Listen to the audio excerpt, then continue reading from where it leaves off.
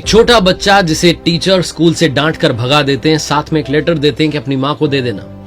वो बच्चा घर जाता है, माँ को चिट्ठी देता है, माँ वो चिट्ठी पढ़ती हैं, आंखों में आंसू आ जाते हैं, लेकिन बच्चे से कुछ नहीं कहती। बच्चा पूछता है कि लिखा क्या है? माँ कहती है इसमें लिखा है कि आपका बच्चा बहुत होनहार है, होशियार है, ये हमारे स्कूल में पढ़ने लायक नहीं है, इसे तो आप घर पर ही शिक्षा दीजिए, इसे और आगे बढ़ाइए। माँ अपने बच्चे को मोटिवेट करती है, बच्चा आगे चल करके बहुत बड़ा वैज्ञानिक बनता है। एक दिन वापस अपने पुराने घर में जाता है, माँ की वो संदूक खोलता है जिसमें वो चिट्ठी रखी होती है, उसे पढ़ता है तो रोने लग जाता है, क्योंकि उस चिट्ठी में लिखा था कि आपका बच्चा मंद बुद्धि है, इसे हमारे स्कूल से निकलवा दीजिए, आप इसे जहां ले जाना है ले जाइए, लेकिन हमारे स्कूल में इसके लिए कोई जगह नहीं है। मां अपने शब्दों से उस बच्चे की जिंदगी बदल देती है। उस बच्चे का नाम है एल्बर्ट आइंस्टाइन, जिनका नाम नोबेल प्राइज के सामने बहुत बड़ा है। अगर आप किसी से कहते हैं कि आप एल्बर्ट आइंस्टाइन हैं, तो उसके लिए नोबेल प्राइज से भी बड़ा सम्मान हो जाता है। एक ऐसा शख्स जिसके मरने के बाद उसकी ब्रेन को रिसर्च के लिए इस्तेमाल किया गया कि भैया आखिर था क्या इस ब्रेन में, जो इतना बुद्धिमान ये व्यक्ति था, आप समझ सकते हो महान कितना व्यक्ति था। तो आइए उस महान शख्सियत के बारे में बात करते हैं। स्वागत है आपका, मेरा नाम है आरजे कार्तिक, आप देख रहे हैं लर्निंग सीरीज सीखोगे नहीं तो जीतोगे कैसे, 5 लर्निंग्स फ्रॉम एल्बर्ट आइंस्टाइन। सबसे पहली और सबसे बड़ी बात जो एल्बर्ट आइंस्टाइन की लाइफ हमें सिखाती है, curiosity is the way of new city. जिज्ञासा ही आपके आने वाले कल का निर्माण करती है। जितने आप क्यूरियस होंगे लाइफ में, उतना आप नया सीखेंगे, और जितना नया सीखेंगे उतना जिंदगी में आगे बढ़ेंगे। एल्बर्ट आइंस्टाइन की लाइफ के बारे में शुरू से बात करते हैं। 14 मार्च 1879 को जर्मनी के उल्म सिटी में उनका जन्म हुआ। जर्मनी में ही वो सिमट के नहीं रह गए, वो पूरी दुनिया में फेमस होते चले गए। दुनिया के सबसे इंटेलिजेंट व्यक्ति का दर्जा उन्हें प्राप्त हुआ। एल्बर्ट आइंस्टाइन, जिनसे जब पूछा गया कि आपने इतनी सारी चीजों के बारे में बात की, इतनी सारी आपने डिस्कवरीज की हैं, तो क्या वो चीज है जिसने आपको आगे बढ़ाया, उन्होंने सिर्फ एक शब्द में आंसर दिया, एक शब्द में उत्तर दिया कि क्यूरियोसिटी। क्यूरियस रहना मेरा जीवन में मुझे यहां तक लेकर के आ गया। मैं बहुत सारे सवाल करता था, बहुत सारे सवाल मेरे पास में होते थे, और उनका जवाब खोजने के लिए इतनी सारी डिस्कवरीज करता चला गया। एक छोटा सा बचपन का किस्सा सुनाता हूं। 4 साल के थे एल्बर्ट आइंस्टाइन, उन्हें सूप दिया गया पीने के लिए। तो जैसे उन्होंने सूप पिया तो उनके मुंह से निकला, सूप बहुत गर्म है। कमाल की बात यह कि इस 4 साल के बच्चे ने तब तक एक शब्द नहीं कहा था, बोले नहीं थे।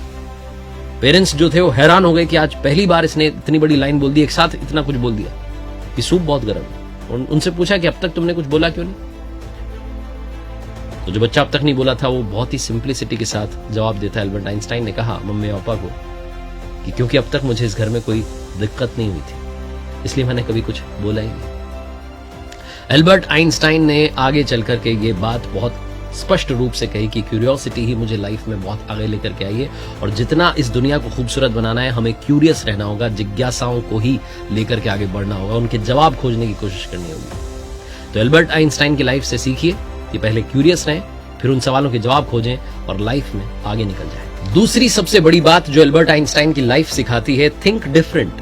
अगर आप कुछ अलग करना चाहते हैं, बड़ा कुछ अचीव करना चाह रहे हैं, तो थोड़ा अलग सोचना शुरू कीजिए। एल्बर्ट आइंस्टाइन, जिनके बारे में बता रहा था आपको कि 4 साल तक बोल नहीं पा रहे थे, लेकिन जब बोलना शुरू किया तो फिर ऐसे ऐसे सवाल करने लगे कि लोग कहने लगे भाई ये बच्चा क्या सवाल कर रहा है। 16 साल की उम्र में आइंस्टीन को जब ये सवाल किया गया कि लाइट स्पीड से ट्रैवल करना क्या होगा, तो ये सवाल लोगों को बचकाना लगता था, बेतुका लगता था, लेकिन एल्बर्ट आइंस्टाइन ने उस सवाल को एक इंस्पिरेशन के तौर पर लिया। वो हमेशा ये सोचते थे कि ये करके दिखाना, ये नहीं सोचते थे कि होगा कि नहीं होगा, संभव है कि नहीं है, पॉसिबल इम्पॉसिबल के चक्कर में पड़े ही नहीं कभी। एल्बर्ट आइंस्टाइन क्रिएटिवली कुछ ना कुछ करते रहते थे, हमेशा रचनात्मक सोचते थे, और दूसरों को कहते थे कि भाई इसकी ताकत बहुत है, क्रिएटिविटी को लाइफ में लेकर के आओ, आपका विजन बदलो। वही कहते हैं ना कि नजर बदलिए, नजारे बदल जाएंगे। एल्बर्ट आइंस्टाइन, जिनको स्कूल में टीचर्स मंदबुद्धि, डफर, यहां तक कि मानसिक रोगी कह चुके थे, क्योंकि कुछ भी सवाल पूछा करते थे, बहुत सारे सवाल पूछते थे। लेकिन एल्बर्ट आइंस्टाइन को खुद भी स्कूल जाना अच्छा नहीं लगता था, क्योंकि वहां पर रट्टू तोता बनाया जाता है। एल्बर्ट आइंस्टाइन कहते थे कि वो रटने पर जोर दे रहे, और रटना उन्हें पसंद नहीं था, उन्हें याद रहता नहीं, तो वो रटने में असमर्थ थे। ये रटना, जो कि आज की मॉडर्न एजुकेशन का बहुत इंपॉर्टेंट हिस्सा बन गया है, ये एल्बर्ट आइंस्टाइन को कभी समझ में नहीं आया। उनका साइंस में, मैथ्स में बड़ा फोकस था। एक बार तो उनके मैथ्स के टीचर ने कह दिया था कि भाई एल्बर्ट, तुम तो इतना ज्यादा जानने लग गए हो, मैं तुम्हें पढ़ाता हूं लेकिन अब मुझे लग रहा है कि तुमने इतना जान लिया कि अब तुम मुझे पढ़ाओ। इस तरह के बुद्धिमान थे एल्बर्ट आइंस्टाइन। तीसरी सबसे बड़ी बात, आज की दुनिया फेक सी लगने लगी है। हर कोई दिखावे की दुनिया में जी रहा है, दिखावा कर रहा है, दिखावटी बनना चाह रहे हैं। एल्बर्ट आइंस्टाइन कहते हैं कि भाई ओरिजिनल बनिए, बी ओरिजिनल। यही है तीसरी लर्निंग। एल्बर्ट आइंस्टाइन ने कभी भी फेकनेस में विश्वास नहीं रखा, वो कभी कोई काम फेक नहीं करते थे, जैसे थे रियल थे। वो दुनिया के सबसे इंटेलिजेंट व्यक्ति थे जिन्होंने थ्योरी ऑफ रिलेटिविटी दी, जिसे आज भी हम पढ़ रहे हैं। साइंस के पता नहीं कितने सारे अनसॉल्व्ड क्वेश्चंस थे, पजल्स थी, जिनको सॉल्व किया। जिस व्यक्ति ने इतने महत्वपूर्ण सिद्धांत दिए, इतनी इंपॉर्टेंट थियरीज दी, वो व्यक्ति चीजें याद नहीं रख पाता था। एक बार उनसे किसी ने उनका नंबर पूछा तो एल्बर्ट आइंस्टाइन जो थे वो टेलीफोन डायरेक्टरी देखने लगे।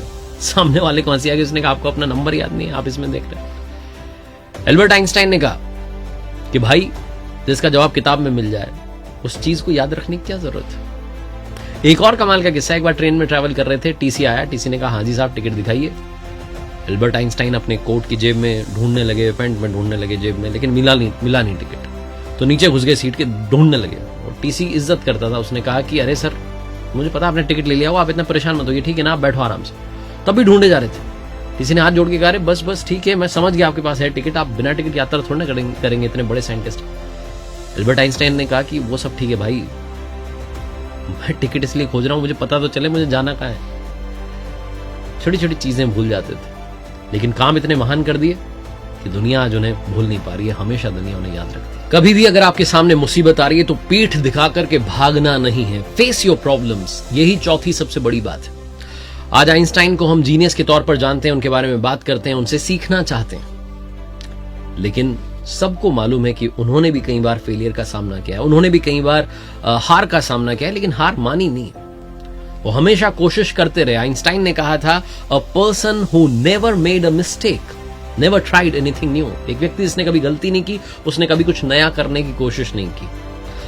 एक किस्सा है, आइंस्टाइन जब अमेरिका गए थे तो लैब असिस्टेंट ने उनसे कहा कि सर क्या ला करके दे दूं, कोई आप लिस्ट बना करके दे दीजिए। तो उन्होंने कहा एक ब्लैक बोर्ड ला दो, बहुत सारी चॉक्स ला दो, पेन पेपर ले आओ और एक डस्टबिन ले आओ, क्योंकि बहुत सारी गलतियां करूंगा तो डस्टबिन चाहिए होगा कागज फेंकने के लिए।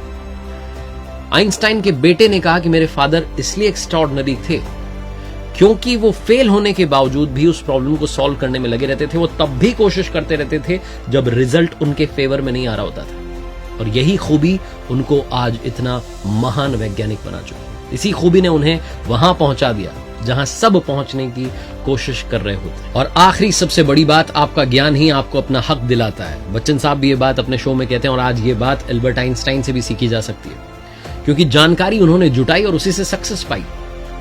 एल्बर्ट आइंस्टाइन चाहते तो स्कूल से ड्रॉप आउट ले सकते थे, छोड़ सकते थे, अपने ही सवालों के जवाब खोजने में लग सकते थे, लेकिन उन्होंने जो अवेलेबल एजुकेशन थी उसको कंप्लीट किया, फिर अपने सवालों के जवाब ढूंढना शुरू किया। जो जो उनके माइंड में क्रिएटिव इमेजिनेशन चल रही होती थी, क्यूरियोसिटी चल रही होती थी, उसको सॉल्व करने में लग गए। और इसीलिए उन्होंने इतनी सारी थियरीज दी हैं, इतनी सारी खोज के लिए आज उन्हें जाना जाता है। एल्बर्ट आइंस्टाइन इतने बड़े महान वैज्ञानिक बन पाए।